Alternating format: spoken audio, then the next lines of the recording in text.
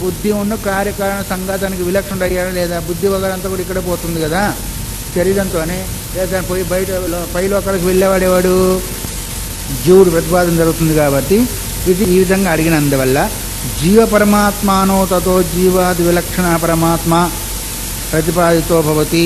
ఇక్కడ అక్కడేమో బుద్ధిజీవులు బుద్ధి కంటే జీవుడు విలక్షణంగా ప్రతిపాదన చేయబడుతున్నారు.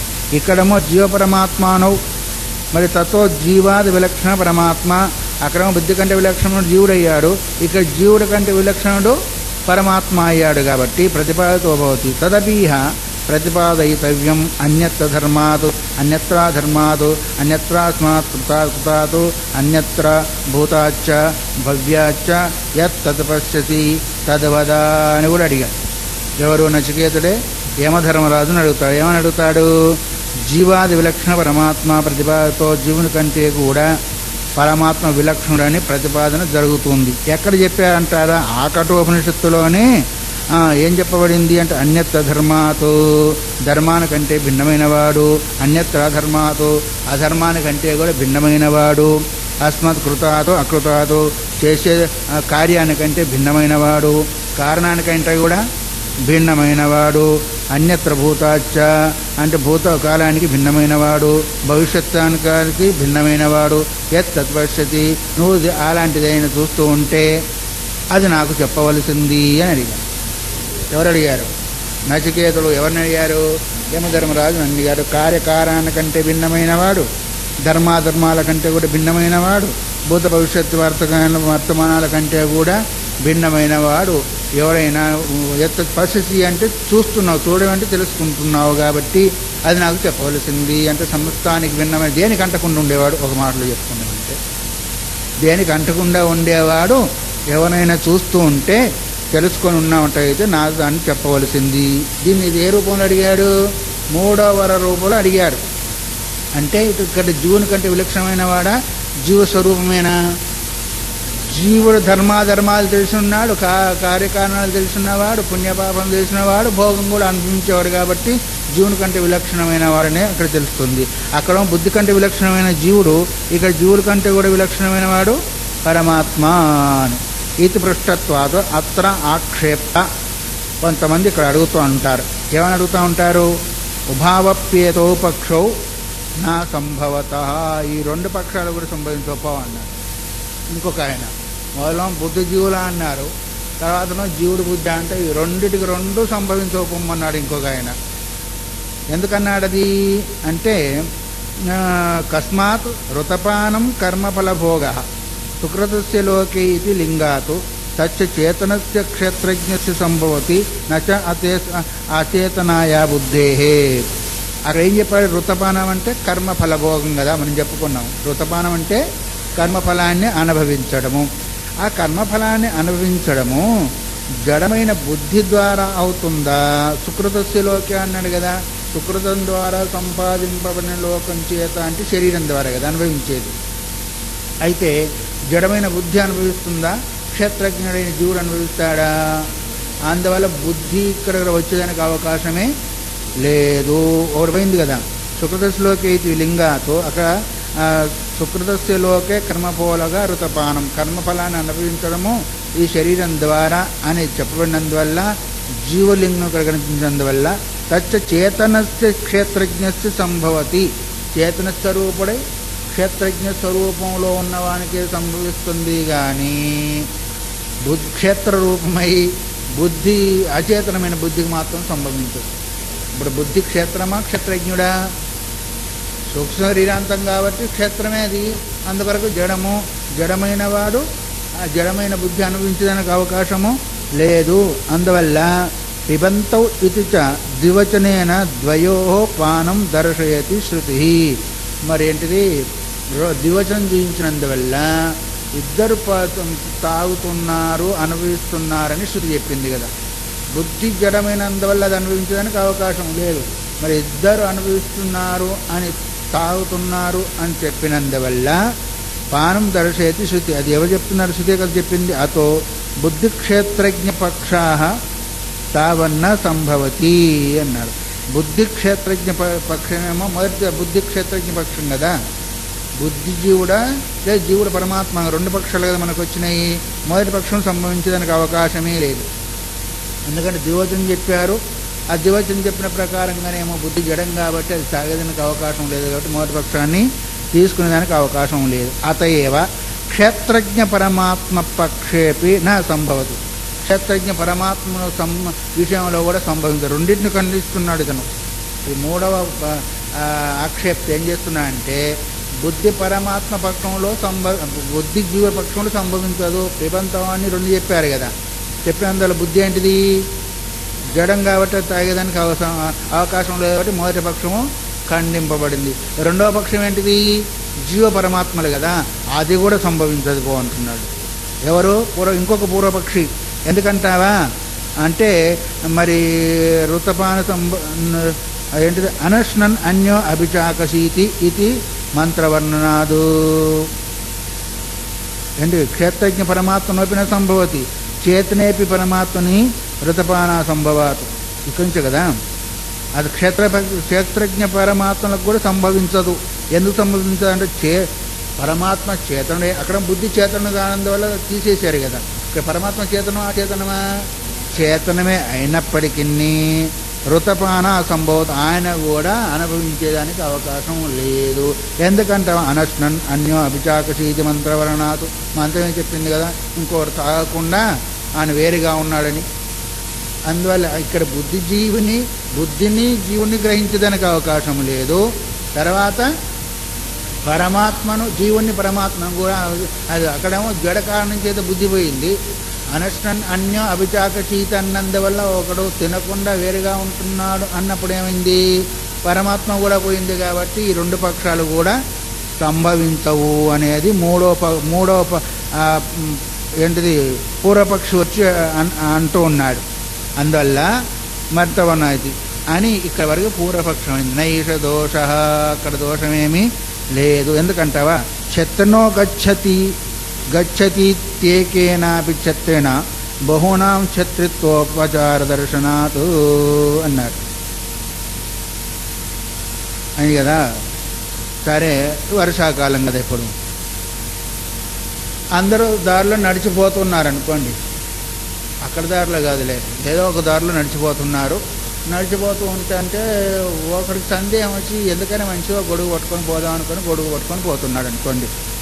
ఎవరన్నా అడుగుతారా లేదా? ఆ గొడుగు పట్టుకున్న పోయే వాళ్ళంతా ఎక్కడికి పోతున్నారని అడుగుతారా లేదా? పట్టుకునేది ఒకడే, కానీ పోయేది ఎంతమంది? 10 మంది పోతున్నారు. ఆ గొడుగు పట్టుకుపోయే వాళ్ళంతా కూడా ఎక్కడికి పోతున్నారు అన్నారా? లేదా పోయే వాళ్ళు ఎక్కడికి పోతున్నారు అంటారా? పట్టుకున్నవాడు ఒక్కడికైనా ఆ గడుగు కట్టుకొని పోయేవాళ్ళు అని బహువచనం వచ్చిందా లేదా?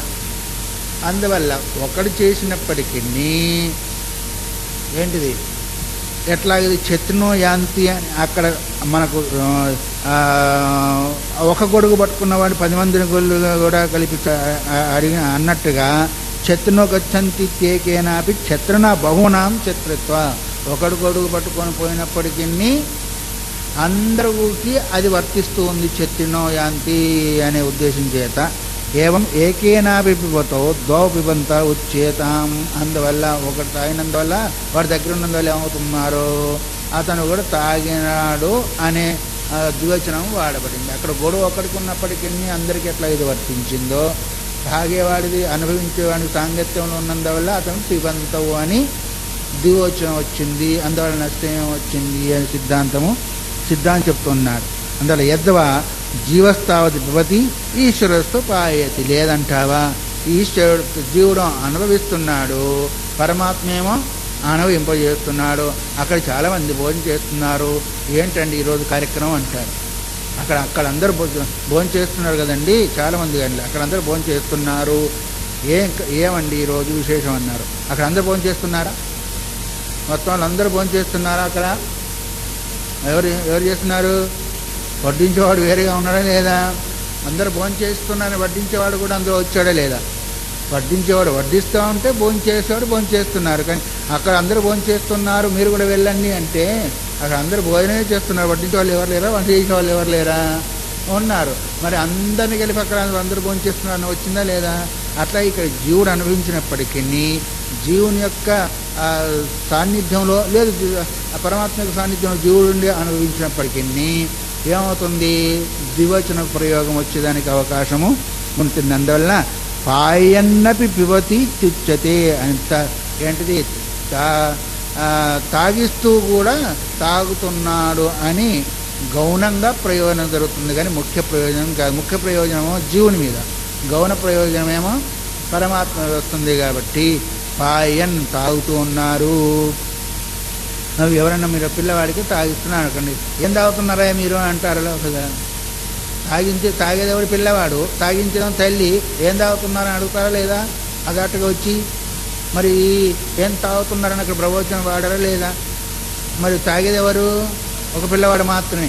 ఇక్కడ కూడా అనుభవించేది ఒక జీవుడు అయినప్పటికీ ఆ సాహచర్యంలో ద్వివచనం వచ్చే అవకాశము ఉంది. అందుకని పాచయతి పాచయితర్యపి వక్తృత్వ సిద్ధి దర్శనాత్ అండ్ పాచయితర్యపి వక్తృత్వ ప్రసిద్ధి దర్శనాత్. వండేదాని అందు వండేది ఒకడు ఉన్నాడు, వండబడే వస్తువు ఉంది, అన్నం ఉడుకుతుంది అన్నాడు. అన్నం ఉడుకుతుంది అంటే ఉడకబెట్టేవాడు ఉన్నాడు లేదా? అన్నం ఉడుకుతుంది అంటే వండేవాడిని కూడా ఉడికేదానిలో వచ్చేసిందా లేదా? ఇప్పుడు వండేవాడికి కూడా ఉడికేదానిలో వచ్చేసింది కదా. ఉడికేదాం అన్నము, కానీ వండేది వేరేగా పక్కకున్నాడు. ఆ వండేవాడు కూడా ఉడికేదానిలో వచ్చాడా లేదా?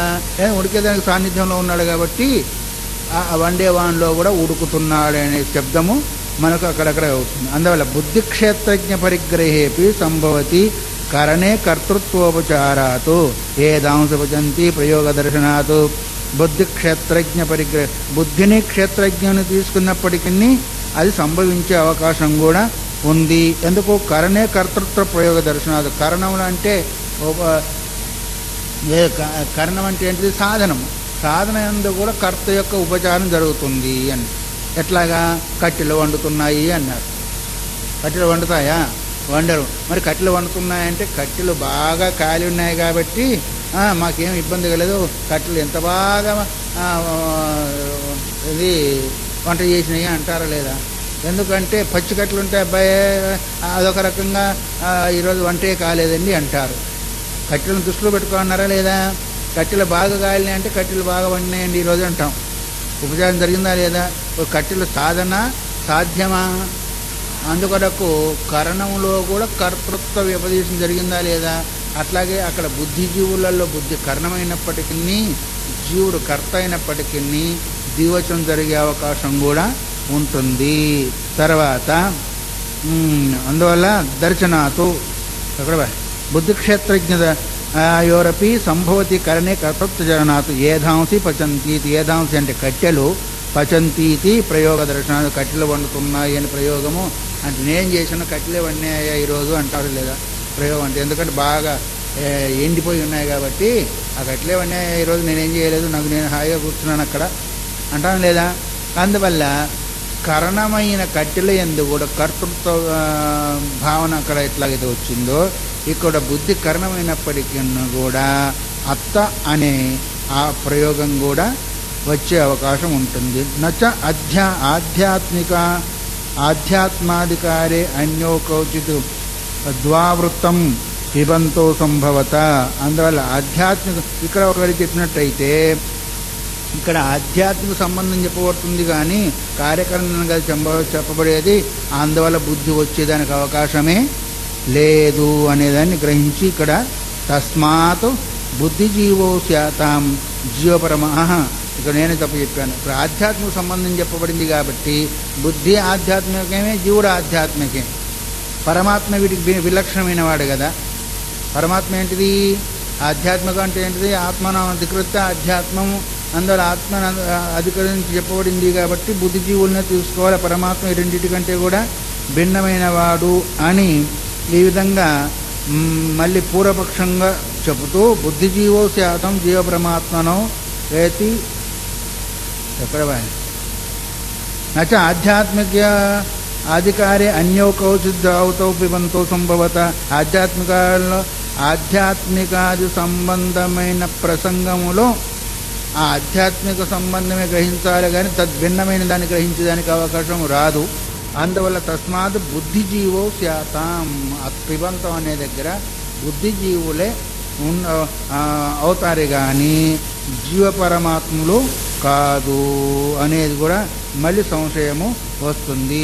కిం తావత్ ప్రాప్తం అంటే బుద్ధి క్షేత్రజ్ఞావితి, బుద్ధి ఉన్న క్షేత్రజ్ఞుడే ఇక్కడ సంభవము అనేది మళ్ళీ పూర్వపక్ష రూపంలో అడుగుతుంది. కుతః గుహాం ప్రవిష్టౌ ఇది విశేషణాతు, గుహయందు ప్రవేశించారు అని విశేషము జరిగినందువల్ల ఇది శరీరం గుహ ఇది వా హృదయం ఉభయదాపి బుద్ధి క్షేత్రజ్ఞో గుహాం ప్రవిష్టౌ. శరీరాన్ని గుహ అంటావా, హృదయాన్ని గుహ అంటావా?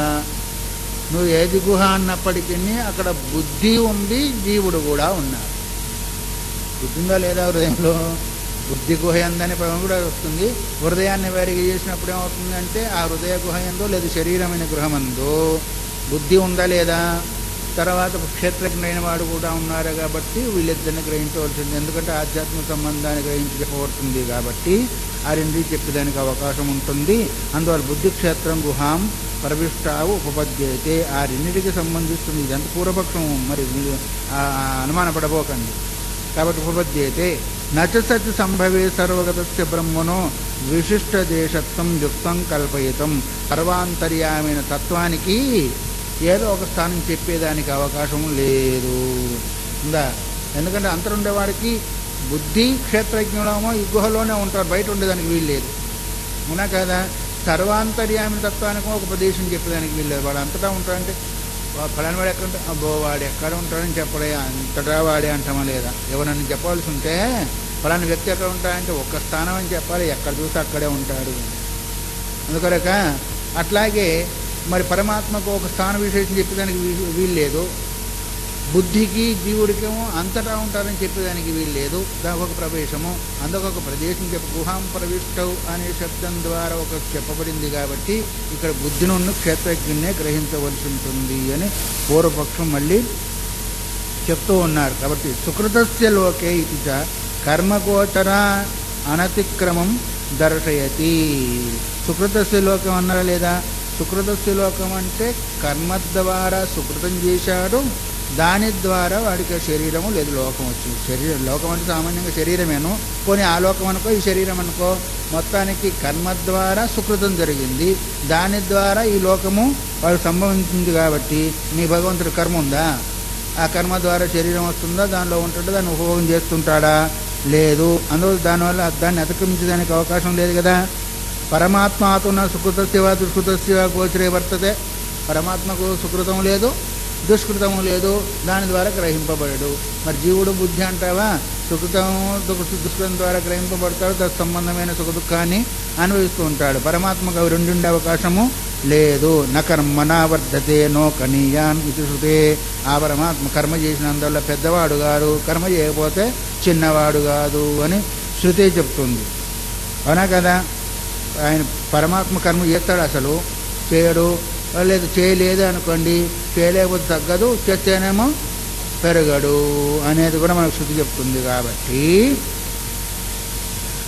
ఛాయాతపౌ ఇది చేతన అచేతనయోర్ నిర్దేశ ఉపపద్యతే.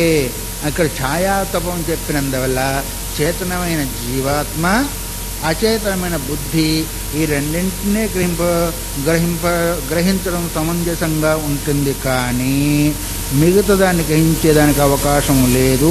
అందువల్ల ఛాయాతపవత్ పరస్పర విలక్షణత్వాతో తస్మాత్ బుద్ధిక్షేత్రజ్ఞ ఉచ్చేయాతామితి ప్రాప్తే భూమా. ఛాయ బుద్ధి ఆత్మము లాంటిదము, క్షేత్రజ్ఞుడు. అందువల్ల పరస్పరం విలక్షణంగా ఉన్నారా లేదా? బుద్ధి జడము, క్షేత్రజ్ఞుడు చైతన్యం. కాబట్టి ఛాయాతపమాది విలక్షణంగా ఉన్నారు. కాబట్టి ఇక్కడ ఋతం పిబంతో సాధిపిప్పలమత్తి అనే దగ్గర బుద్ధిని జీవున్నే గ్రహించాలి కానీ జీవుని పరమాత్మను గ్రహించేదానికి అవకాశము లేదు అని ఈ విధంగా పూర్వపక్షం మళ్ళీ తీసుకొని వచ్చి పెట్టారు. ఏవం ప్రాప్తే బ్రూమః. ఈ విధంగా ప్రాప్తించినందువల్ల దాని సమాధానం సిద్ధాంతం చెప్పాలా వద్దా? మొదలు ఒక సమాధానం చెప్పారు, చెప్పినందువల్ల ఏమైంది అంటే మళ్ళీ మధ్యలో ప్రశ్న వేశారు, దాన్ని ఇంత పొడుగు తీసుకుని వచ్చారు. మొదలు ఏం ప్రశ్న వేశారు? బుద్ధిజీవుడు జీవుడు పరమాత్మ. ఆ రెండు సంభవించేదానికి వీలు లేదని ఉద్దేశం చేత మూడో పూర్వపక్షం వచ్చేసేసాడు. అందువల్ల ఏం చేశాడు అంటే, అట్లా కాదయ్యా, క్షత్రినో యాంతేనే దగ్గర ఎట్లా ఇది ఒకటి పట్టుకొని పోతున్నాడో, ఒకటి పట్టుకొని పోతా ఉంటే 10 మందికి కూడా వచ్చేసిందో, అట్లాగే ఇక్కడ కూడా మరి సంభవిస్తుంది అని చెప్తే, అట్లా కాదు బుద్ధిజీవులకు సంభవిస్తుంది. వంట తొందరగా అయిపోయినట్టయితే కట్టిలేవన్నీ అని కరణం మీద కూడా కర్తృత్వ భావన వస్తుంది కదా అని ఈ విధంగా మళ్ళీ పూర్వపక్షం తీసుకొని వచ్చేసేసి బుద్ధిజీవులకే సంభవిస్తుందో అని పరమాత్మకు సంబంధించదనే దాన్ని పూర్వపక్షం చేసి ఇక్కడ వదిలివేశారు. దానికి విజ్ఞానాత్మ పరమాత్మనావిహ ఉచ్యేతాం. విజ్ఞానాత్మను పరమాత్మను ఇక్కడ చెప్పాలి. విజ్ఞానాత్మ అంటే జీవాత్మ, పరమాత్మ అంటే పరబ్రహ్మం. ఈ రెండింటిని చెప్పాలి అనేది సిద్ధాంత పక్షం. కస్మాత్ ఎందుకు చెప్పాలి అలా అంటే, ఆత్మానవిహిత ఉభావపి చేతను సమాన స్వభావం. రెండు ఆత్మను తీసుకుంటూనే అది కుదురుతుంది. ఎందుకంటే సమానమైన స్వభావం కలిగిన వాళ్ళు.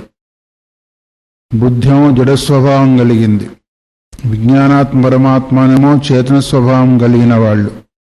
అందువల్ల సమానమైన స్వభావాన్ని తీసుకుంటారు కానీ విరుద్ధమైన స్వభావం కలిగిన దానికి తీసుకున్నట్టయితే సమన్వయము కాదు అని. అందుకరికి ఆత్మానవిహి తా ఉభావపి చేతనం. వాళ్ళిద్దరు కూడా చేతన స్వరూపులు, విజ్ఞానాత్మ పరమాత్మ. అందుకరికి సమాన స్వభావం, సమానమైన స్వభావం కలిగిన వాళ్ళు. అందువల్ల బుద్ధి జీవుని తీసుకుంటే జీవుడం చేతనం అయిపోయింది, బుద్ధి ఏమో జడమైంది. కాబట్టి రెండు సమన్వయం ఏదానికి అవకాశము లేదు. సంఖ్యాశ్రవణేచ సమాన స్వభావేశ్వేవ లోకే ప్రతీతి దృశ్యతే. సంఖ్యను బట్టి చూసినట్టయితే, సంఖ్యను బట్టి విన్నట్టయితే సమానమైన స్వభావం కలిగిన వాటిని ఎన్నుకుంటారు కానీ విరుద్ధమైన స్వభావం కలిగిన వాళ్ళను ఎన్నుకోరు.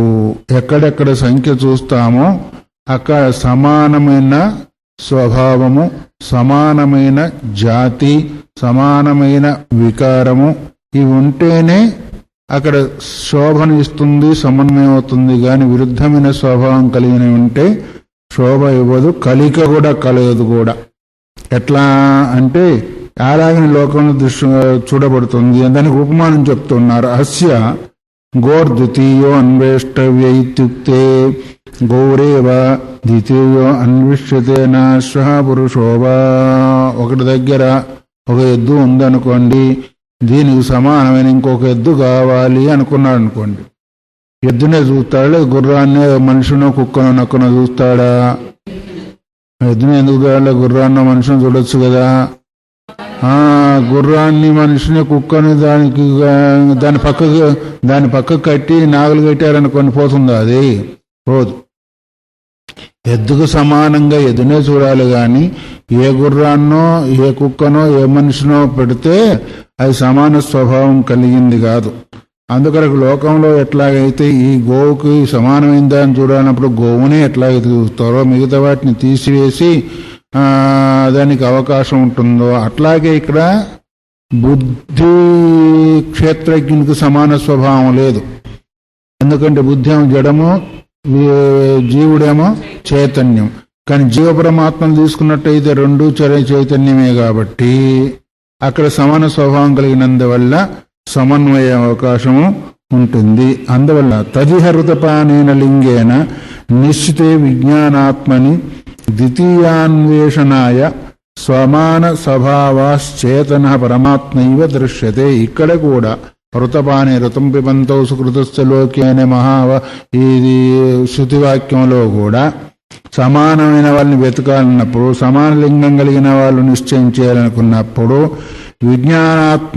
విజ్ఞానాత్మకు సమానంగా ఎవరుంటారో వాళ్ళు చూడాలి. కానీ దానికి భిన్నమైన వాళ్ళని చూసినట్టయితే అక్కడ సమన్వయమేమో కాదు. కాబట్టి ద్వితీయాన్వేషణాయ అంటే రెండో వాడిని, ఋతపానం చేసేవాళ్ళని రెండో వాళ్ళని వెతకాలి. ఎవడు ఆ వెతికబడేవాడు అంటే సమాన స్వభావశ్చేతన, జీవనతో చేతనత్వం ఉంది కాబట్టి దానికి సమానమైన చేతనత్వాన్ని మనం వెతకాలనుకున్నప్పుడు పరమాత్మ ఇవ ప్రతీయతే, పరమాత్మే ప్రతీతి కలుగుతుంది కానీ ఇంకొకరు వచ్చేదానికి అవకాశం లేదు అని. ఎందుకంటే జీవుడు చేతన స్వభావుడు, పరమాత్మ కూడా చేతన స్వభావుడు కాబట్టి చేతనం రెండు కలుస్తాయా లేదా? అందువల్ల జీవునికి ఋతపానం చేసేవాడికి సమానమైన వెతకాలన్నప్పుడు రెండు చేతన స్వభావం కలిగిన పరమాత్మ వస్తుడు కానీ అక్కడ బుద్ధి వచ్చే అవకాశం లేదు. సరే, మళ్ళీ ఇక్కడ పూర్వంలో ఒక వాక్యం చెప్పారు కదా పూర్వపక్షి, ననోక్తం గుహాహిత తదర్శనాన్న పరమాత్మ ప్రత్యేతవ్యేతి. గుహలో ప్రవేశించినారు అని ఒక స్థానాన్ని నిర్దేశం చేసినందువల్ల పరమాత్మను స్వీకరించేదానికి అవకాశము లేదు అని పూర్వపక్షం. ఎందుకంటే పరమాత్మ ఒక స్థానంలో ఉండేవాడు కాదు, అన్ని స్థానాలలో ఉండేవాడు కాబట్టి ఆ స్థానం నిర్దేశించినందువల్ల పరమాత్మ స్వీకరించేదానికి అవకాశం లేదు అని పూర్వపక్షి ఏదైతే ఆక్షేపం చేశాడో దానికి సమాధానం ఇప్పుడు చెప్తూ, గుహాయుతత్వ దర్శనాదేవ పరమాత్మ ప్రత్యేతవ్య ఇది వదామహ.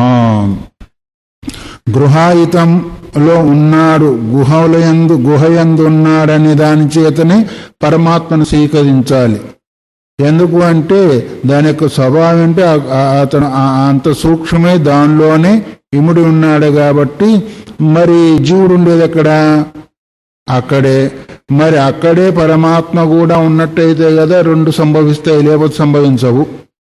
ఒక స్థానం అన్నప్పుడు గుహలో కూడా ఉన్నాడు, గుహ బయట కూడా ఉన్నాడు, హృదయ గుహలో ఉన్నాడు, హృదయ గుహ బయట కూడా ఉన్నాడు కాబట్టి రెండు చేతనకు సంబంధిస్తాయి. లేకపోతే ఒకటి బుద్ధిని తీసుకున్నట్టు ఏమవుతుంది అంటే ఒకటి జడం ఒకటి చేతనం అవుతుంది కానీ సమాన వ్యవస్థ అక్కడ జరగడానికి అవకాశం లేదు. గుహాయుతత్వంతో శృతి స్మృతిషు అసకృత పరమాత్మన ఏవ దృశ్యతే. అది మనం చెప్పింది కాదు, గుహలో ఉంది అనేది.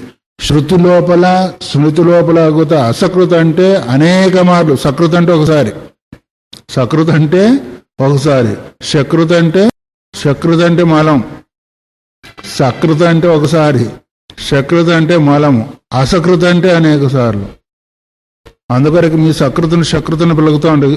కొంచెం తేడా పోయినా అర్థం తేడా వచ్చింది. సకృత అంటే ఒక మారు వచ్చిందా, సాకు బదులు షా పలకండి, శంకర షా, అప్పుడేమవుతుందంటే మలం అయిపోతుంది. శకృత అంటే మలం అవుతుంది. అందుకొరకే మీరు చదివేప్పుడు కూడా అటుది ఇటు అటువైతే రాముని తోక పివరిండి ఇట్లని అన్నట్టు అయిపోతుంది. అర్థం ఎంత అవుతుంది?